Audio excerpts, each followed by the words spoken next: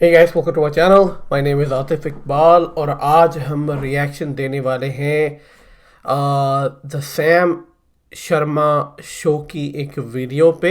काफ़ी लोगों की रिक्वेस्ट आ रही थी बहुत ज़्यादा, पर मैं आगे बढ़ने से पहले यही कहना चाहता हूँ, सैम भाई अगर आप मेरी वीडियो देख रहे हैं तो प्लीज़ कॉपीराइट स्ट्राइक मत देना।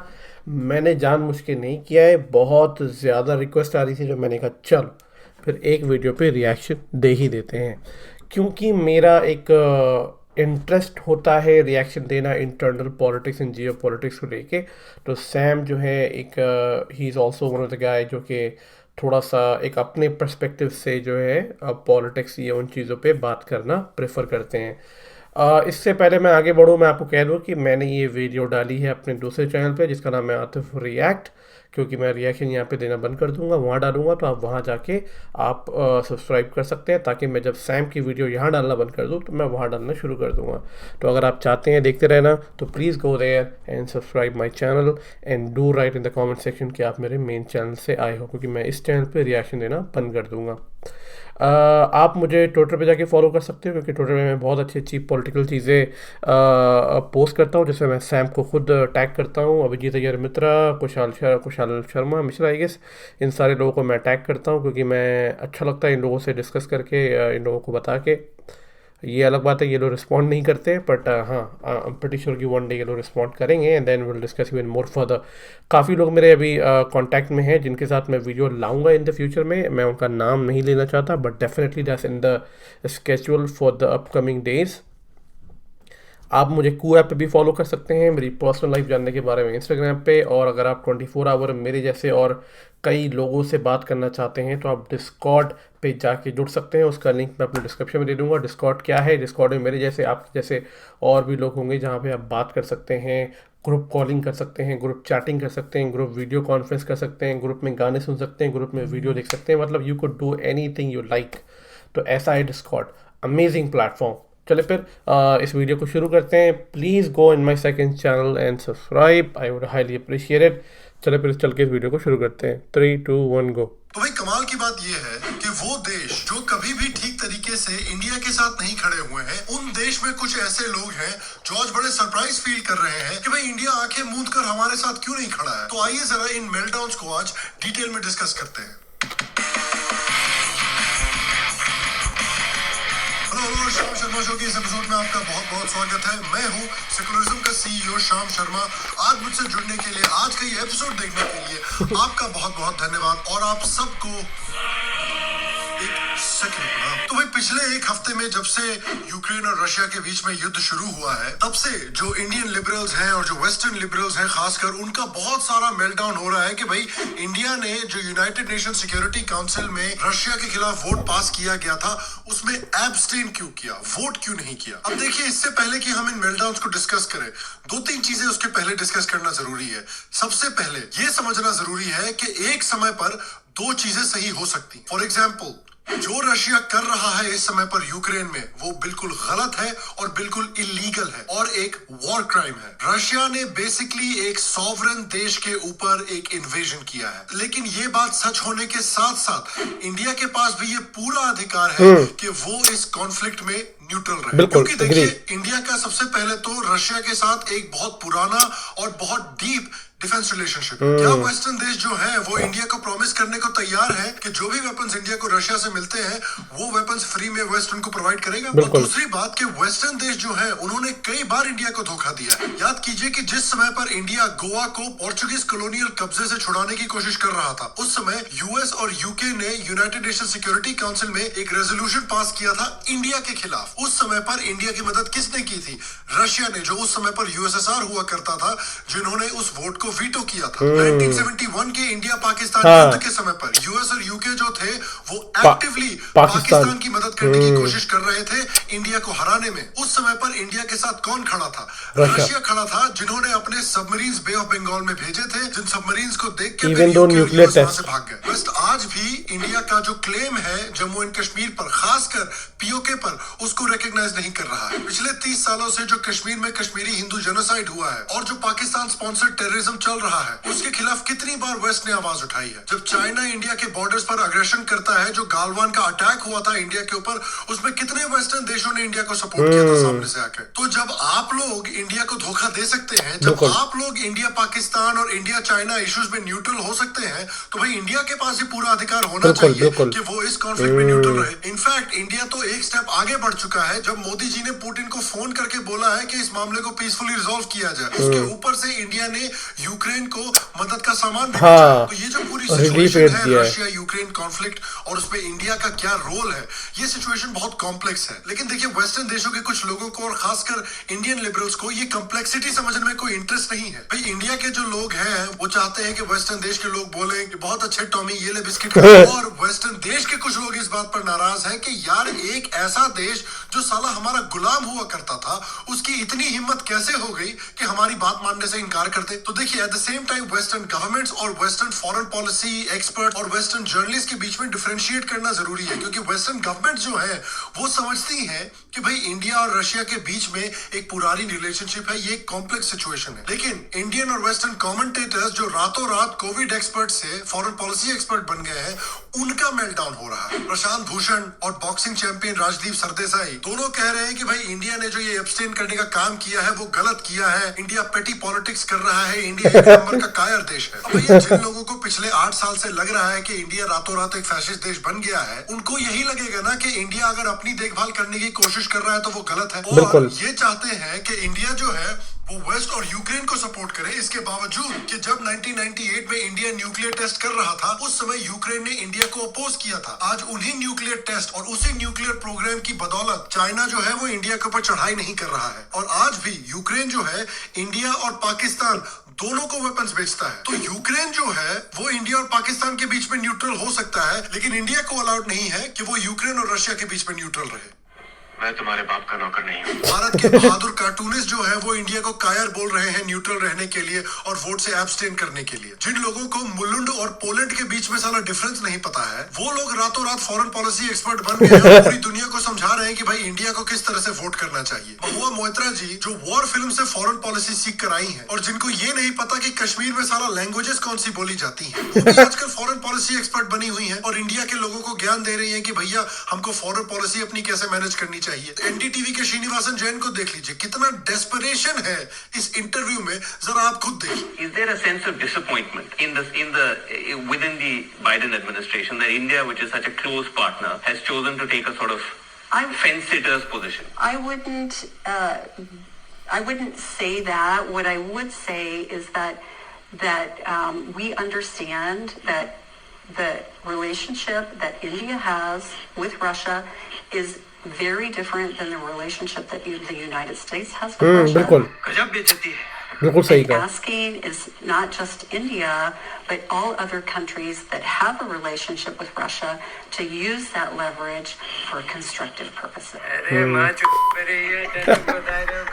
सदानंद धूमे एक और इंडिया एक्सपर्ट है जो वेस्टर्न देशों में रहते हैं, जिन्होंने कहा था कि भाई हिंदुओं को राम मंदिर वापस बनवाने की कोशिश नहीं करनी चाहिए, जिन्होंने सीएए को जबरदस्ती एक मुस्लिम बैन बोलने की कोशिश की थी। वो कह रहे हैं कि भाई इंडिया के सेक्युलर वैल्यूज को बहुत ठेस पहुंच रही है क्योंकि इंडिया इस वोट से एब्सटेन कर रहा है। फिर आते हैं हमारे नाराज गुस्सैल वेस्टर्नर्स। एक इंग्लैंड की राखी सावंत है जिनको ट्विटर में अटेंशन चाहिए थी, जो बोल रहे हैं कि भाई यूके जो है वो 55 मिलियन पाउंड भेजता है इंडिया को, अगर इंडिया वेस्टर्न देशों को सपोर्ट नहीं करता है, उनके फेवर में वोट नहीं करता है, तो वो पैसे यूके को भेजने से मना कर देना चाहिए। और लोग भी यूके में है जो यही चीजें बोल रहे हैं। हाँ, ये जो रिप्लाई डाला है ना लोगों ने, मैंने भी देखा था, मैंने भी देखा था। हाँ, $1 मिलियन तो ऐसे भी कुछ नहीं है, ये मैंने भी देखा था। हमको जरूरत भी नहीं उस पैसे की। तो फिर उस बंदे ने बोला कि ठीक है, फिर वापस भेज दो। और फिर उसके किसी ने कोहिनूर दिया, इंग्लैंड की क्वीन का जो क्राउन है उसकी फोटो डाली, जिसमें कि कोहिनूर का जो डायमंड है जो इंडिया से चुराया गया है वो डायमंड लगा हुआ है, और बोला कि ले भाई इसका इस्तेमाल कर ले एंड कीप द चेंज।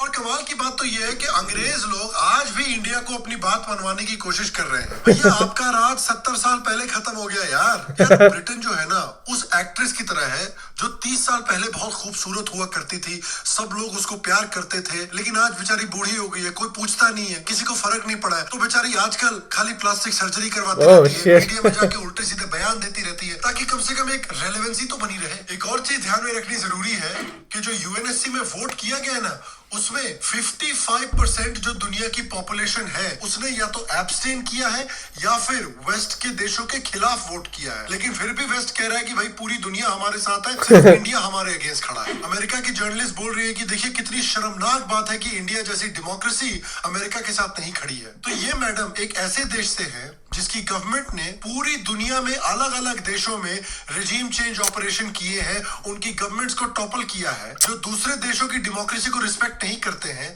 लेकिन इंडिया को डेमोक्रेसी सिखाने आ रहे हैं। In 1953, the CIA, along with the British government, supported a military coup to overthrow the democratically elected Prime Minister of Iran, Mohammad Mossadegh. In 1954, the CIA organized a military coup to oust Guatemala's democratically elected president, Jacobo Arbenz. On the other side of the globe, Ngo Dinh Diem was the US-supported leader of South Vietnam during the beginning of the Vietnam War. But in an interesting twist, the Kennedy administration decided he was an ineffective leader at a time when they were attempting to defeat the communist North. So in 1963, the CIA helped plan a military coup that ended with Diem's assassination. The CIA has released documents that prove their involvement in these cases and many more. मतलब ये तो वही बात हो गई कि Rakhi Sawant complain कर रही हैं कि यार आजकल की लड़कियां कपड़े बड़े छोटे छोटे पहनती हैं। अमेरिका की मैडम है जो महाभारत का इस्तेमाल कर रही हैं इंडियंस को ज्ञान पेलने के लिए कि भाई इंडियंस को वेस्ट के सपोर्ट में वोट करना चाहिए। यही होता है जब लोग महाभारत के बारे में विजन आईए से सीख कर आते हैं। भैया महाभारत में सबसे बड़ी चीज हमें ये सिखाई जाती है कि हमें अपना धर्म का पालन करना चाहिए। इंडिया का धर्म है इंडिया के हित की देखभाल करना, इंडिया के लोगों के हित की देखभाल करना, और जिसका मतलब है जो इंडियन स्टूडेंट्स इस समय पर यूक्रेन में फंसे हुए हैं उनकी देखभाल करना। और इंडिया की न्यूट्रलिटी की वजह से और इंडिया के नेगोशिएशन टैक्टिक्स की वजह से इस समय पर इंडिया ऑलमोस्ट 16,000 स्टूडेंट्स को यूक्रेन से इवैक्यूएट कर चुका है। और वेस्टर्न देश जो है वो इस समय पर इंडिया को ज्ञान पेल रहे हैं, जिस समय पर क्रेडिबल रिपोर्ट्स आ रही हैं मीडिया में कि यूक्रेन में एशियन इंडियन स्टूडेंट्स के खिलाफ और अफ्रीकन स्टूडेंट्स के खिलाफ पूरी तरह से रेसिज्म हो रहा है। उनको ट्रेनों पर चढ़ने नहीं दिया जा रहा है क्योंकि ट्रेन के लोग बोल रहे हैं कि पहले सिर्फ गोरे यूक्रेनियंस को ट्रेन में चढ़ाया जाएगा, उसके बाद ब्राउन और ब्लैक लोगों को चढ़ाया जाएगा। Kimberly, there has been so much suffering, so much indignity that we have seen come out of Ukraine in the past 10 days. But many of us have been struck by the images of basically black and brown refugees who are being turned away from some of the neighboring countries. For the past week or so, we've been seeing some really horrifying and sad images of African students and Indian students, this black and brown foreign residents of Ukraine, being turned away, particularly at the Polish border. But what I also want to draw attention to is this isn't just a problem at the border. Brown and black foreign students and residents are having trouble even getting to the western Ukrainian border to get out. We've seen images and I've heard stories of students being taken off of buses, being kicked off of trains. African and Indian women and Middle Eastern women who have children are not being allowed onto these buses and trains. You have instances of African and Indian students having to protest just to be able to get women and children who are black and brown onto these buses and trains. कुछ journalist report कर रहे हैं कि भाई western leaders जो है वो बहुत नाराज हैं इंडिया के खिलाफ कि भाई इंडिया ने एब्सटेन किया है। तो उनको मैं देखो सिर्फ एक चीज कहना चाहता हूँ, चार चवन्नी घोड़े पे वेस्टर्न देशों के लीडर्स का ओपिनियन मेरे। और देखिए भाई अगर वेस्टर्न देशों को इंडिया का सपोर्ट चाहिए तो बहुत सिंपली आप पा सकते हैं। चार चवन्नी घोड़े पे कि इंडिया का जो पीओके के और ऊपर बाकी क्लेम है लोग उसको सपोर्ट कीजिए। आप बोलिए कि पाकिस्तान पीओके को खाली करो और इंडिया को वापस दो। आप चाइना को बोलिए कि अक्साई चीन भी इंडिया को वापस करे और चाइना को बोलिए कि इंडिया के बॉर्डर्स में दखलंदाजी करना बंद करे। और तीसरी बात कि जो वेपन्स इंडिया को रशिया से मिल रहे हैं वो वेपन्स आप इंडिया को रिप्लेस करने में मदद कर दीजिए और बोलिए कि इंडिया के खिलाफ कोई भी हिंसा करेगा तो वेस्ट उसको डिफेंड करेगा। सिंपल सी बात है, नीचे कमेंट सेक्शन में बोल दो डील या नो डील। और देखिए सच्चाई ये है कि मीडिया में ये दिखाने की कोशिश की जा रही है कि सिर्फ इंडिया है जो रशिया के साथ खड़ा है या न्यूट्रल हो रखा है, बाकी सब लोग वेस्टर्न देशों के साथ खड़े हैं। लेकिन देखिए सच्चाई जैसा मैंने पहले कहा है कि 55% जो दुनिया की पॉपुलेशन है वो या तो एब्सटेन कर रही है या वेस्ट के खिलाफ खड़ी है। उसके ऊपर से वेस्ट के कई ऐसे एलाइज भी हैं जैसे इजराइल, जैसे कई गल्फ के देश जो कि या तो न्यूट्रल हैं या एब्सटेन कर रहे हैं। इनफैक्ट मेक्सिको, फिलीपींस और ब्राजील जैसे कई लैटिन अमेरिकन देश भी हैं जिन्होंने इस पूरे मामले में न्यूट्रल स्टैंस लिया हुआ है। तो जबरदस्ती इंडिया के पीछे क्यों पड़े हुए हो यार? देखिए इस पूरे मामले से अगर इंडिया को एक चीज सीखनी चाहिए तो वो है कि इंडिया को सिर्फ अपने राज धर्म का पालन करना चाहिए। और दूसरी चीज अगर जो इंडिया को सीखनी चाहिए कि देखिए at the end of the day अगर यूक्रेन के सिचुएशन से हमने कुछ सीखा है तो ये सीखा है कि कोई भी देश सिर्फ अपने ऊपर डिपेंड कर सकता है, और इसलिए इंडिया को सबसे इंपॉर्टेंट ये काम करना है कि इंडिया इस समय पर दूसरे देशों से वेपन्स खरीदता है। सबसे इंपॉर्टेंट इस समय पर यह है कि वेपन्स की इंडिजिनाइजेशन की जाए, यानी इंडिया अपने खुद के देश में वेपन्स डेवलप करे। और मैं आपसे पूछना चाहता हूं कि आपका क्या रिएक्शन रहा है जो इंडिया के लिबरल्स हैं और जो वेस्टर्न लिबरल्स हैं जो इंडिया को गालियां दे रहे हैं न्यूट्रल रहने के लिए, एब्सटेन करने के लिए, उनके बारे में आप क्या सोचते हो, आपके क्या ओपिनियंस हैं? नीचे कमेंट सेक्शन में मुझे जरूर बताएं। बाकी अगर आपको आज का एपिसोड पसंद आया तो प्लीज आज के एपिसोड को एक लाइक दीजिए, एक थम्स अप दीजिए, इससे मेरी बहुत मदद होती है, शो की बहुत मदद होती है। अगर आप शो को सपोर्ट करना चाहते हैं तो शो के एक पेट्रियन और यूट्यूब पर मेंबर भी बने। मैं आपसे अगले एपिसोड में मिलूंगा, और तब तक स्वस्थ रहें, सुखी रहें, फिर मिलेंगे, और आप सबको एक सेक्युलर सलाम। एनीवे, वीडियो ओवर हो गई है। मैं यही कहना चाहता हूँ कि मुझे सैम की वीडियो बहुत अच्छी लगती है। मैंने इस पर रिएक्शन क्यों नहीं दिया, क्योंकि कभी ये मेरे दिमाग में आया नहीं कि मैं किस किस वीडियोस पे रिएक्शन दूँ। सैम को मैं पहले भी 3-4 साल या 2-3-4 साल पहले मैं देखा करता था, फिर मैं रुक गया क्योंकि जाहिर सी बात है पर्सनल लाइफ में अप डाउन होने लगे। तो you know like you are not always going to follow everything on YouTube, you know. तो फिर मैं रुक गया, पर फिर मैंने अभी रिसेंटली देखना शुरू करा सैम को। टू बी ऑनेस्ट, सैम की एक चीज़ जो मुझे बहुत अच्छी लगती है कि बीच में अपना ह्यूमर भी डालता है, और and I think he also put his दोनों एस्पेक्ट को डाल के फिर सैम बड़े अच्छे से बताने की कोशिश करता है। That's the one thing I like about Sam, and I am pretty sure, जितना मुझे याद है आज जब मैं स्टूडेंट था कॉलेज टाइम में, तो आई गेस सैम बाहर रहता है, कनाडा या यूएस में रहता है कहीं। I guess he live somewhere there, Canada या यूएस में। ये इंडिया में नहीं रहता है सैम। आई गेस जितना मैंने इसके पॉडकास्ट में सुना था बहुत साल पहले, पर मैंने अभी बिल्कुल भी सैम को फॉलो करना बंद कर दिया है। अब शायद मैं शुरू करूँगा फॉलो करना, और कोशिश करूँगा सैम से टच करने की। अगर सैम भैया से चलो बात हो गई ट्विटर पे या इंस्टाग्राम पे या कहीं पे, तो अच्छी बात है, कोशिश करता रहूँगा मैं। अगर टच हो गया तो मैं डेफिनेटली कोशिश करूँगा कि सैम से बोलूँ कि यार Sam, let's have a discussion on our channel, और let's discuss on the Indian geo political system, और कैसे बाकी लोग अपने एजेंडे के थ्रू, प्रोपेगेंडा के थ्रू इस पॉलिटिकल सिस्टम को तोड़ने की कोशिश कर रहे हैं। Let's see. I cannot hope, but I can just try my best. And then you guys can reach out to Sam as well in his YouTube videos and tell him that if he can wanna talk to me, क्योंकि जाहिर सी बात है मुझे बड़ा मज़ा आएगा। Sam का पर्सपेक्टिव तो हम जानते ही हैं, पर हम दोनों का एक पर्सपेक्टिव क्या होगा इस टॉपिक को लेके, वो बहुत ज़्यादा मज़ा आएगा देखने को। As usually I love Sam video, और सैम के माइक का मैं बहुत बड़ा फ़ैन हूँ। मैंने ये mic, I am pretty sure कि ये वही माइक है SM-B7 करके, I guess, if that's not the mic, I don't know, but anyway, बहुत अच्छी लगी मुझे वीडियो। ये बिल्कुल सच है, इंडिया ने अपना स्टैंड लिया है और इंडिया अपने स्टैंड पे खड़ा रहेगा। Even I support India stand on Russia, क्योंकि रशिया इंडिया एक बहुत बड़ा एलाई है, और रशिया इंडिया का आज से नहीं 90s से सपोर्ट कर रहा है। यहाँ पे कुछ बातें सैम ने कवर नहीं करा था, जो कि मैं बता देना चाहता हूँ कि जब हमने न्यूक्लियर पोखरान टेस्ट भी किया था, उसमें रशिया ने हमें सपोर्ट किया था, बाकी लोगों ने हमारे अगेंस्ट वोट दिया था। इवन तो जब से ये जो सेक्शन 370 जो है वो लगाया गया है, तो इसमें जो है रशिया ने हमारा सपोर्ट किया था, बाकी लोगों ने हमें इम्पोज किया था, अटैक किया था, ठीक है। और फिर एक और चीज़, जो कश्मीर के जितने भी इश्यूज इससे पहले भी चले हैं, अभी भी चल रहे हैं, इसमें रशिया हमेशा हमारा सपोर्ट करता है, जो कि यूक्रेन, यूएस ये हमारे अगेंस्ट करता है।